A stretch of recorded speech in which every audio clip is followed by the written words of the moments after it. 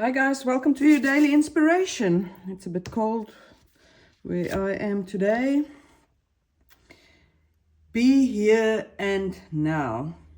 Practice mindfulness to be present in the moment and gain insight. Practice mindfulness to be present in the moment and gain insight. And then take great care. Nourish yourself, prioritize well-being, and tread gently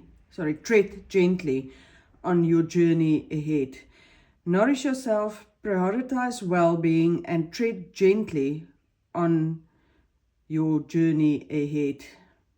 So it's all about being in the moment and looking after yourself. That can resonate with, I think, a lot of people. Connection. Stay connected with others, nature, and the universe. Stay connected with others, nature, and the universe. Lovely. Okay, guys, that's what I have. Enjoy your day and see you tomorrow. Bye.